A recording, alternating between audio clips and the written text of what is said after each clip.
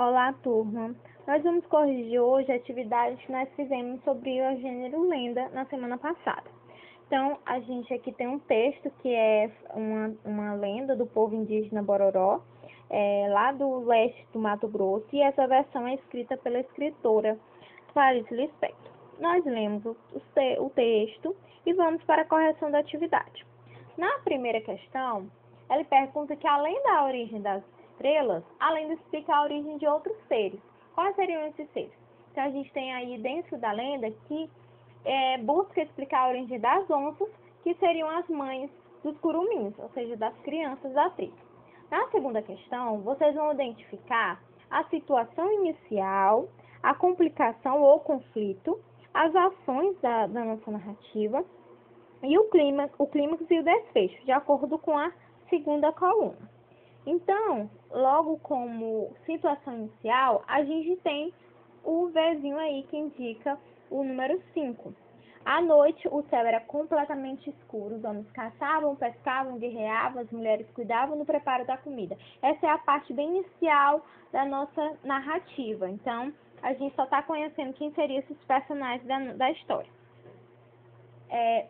A letra B, que é a complicação, né? Esse conflito, é a partir disso que vai ter todas as ações da narrativa.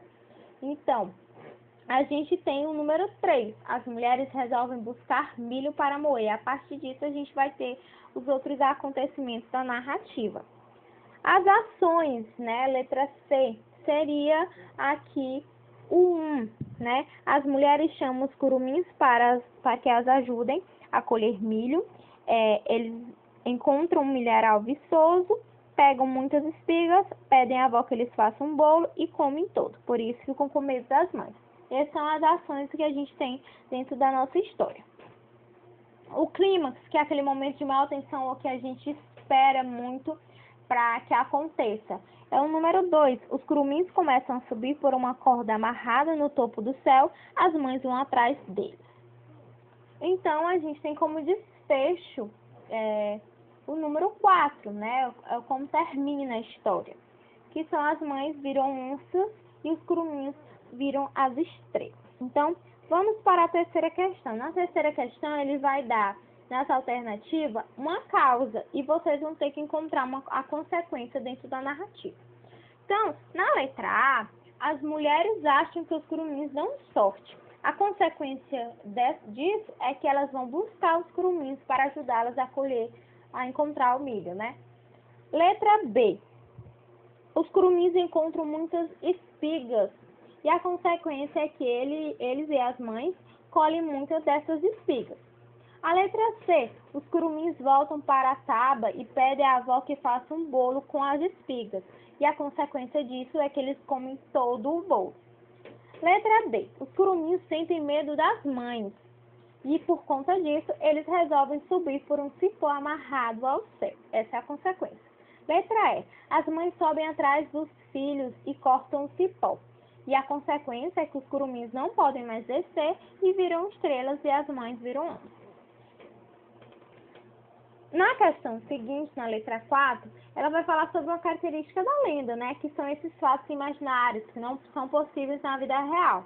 Então, eles perguntam quais são esses fatos, elementos mágicos, né? E em que parte do texto ele está inserido. Se é na situação inicial, na complicação, no desenvolvimento, no clímax ou no desfecho.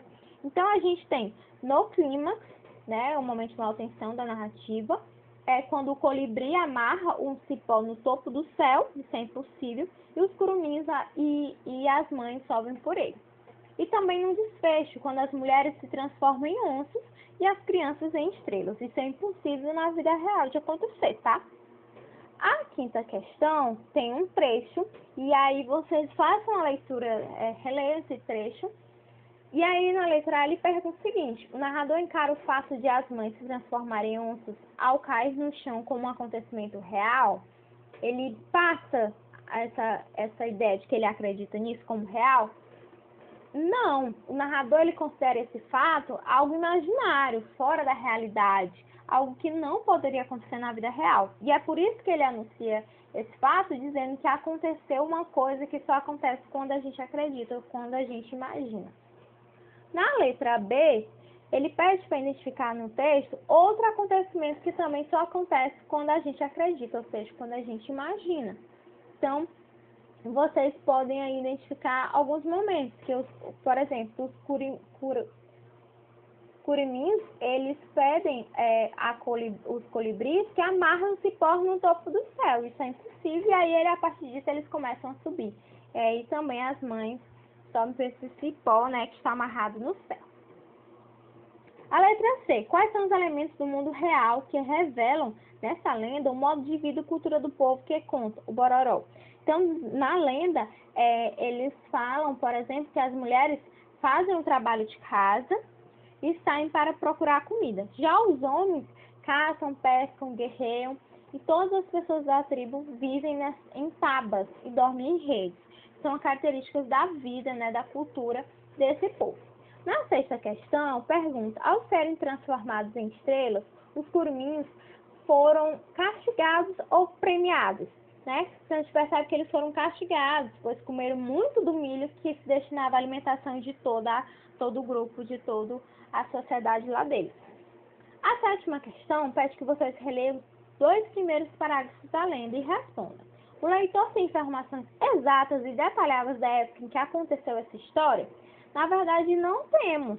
A única menção ao tempo é a referência ao mês de janeiro de um tempo antigo, ou seja, antes. E isso é indeterminado, a gente não consegue saber com exatidão. Então, essa foi a nossa correção. Eu espero que vocês tenham entendido e até a próxima aula.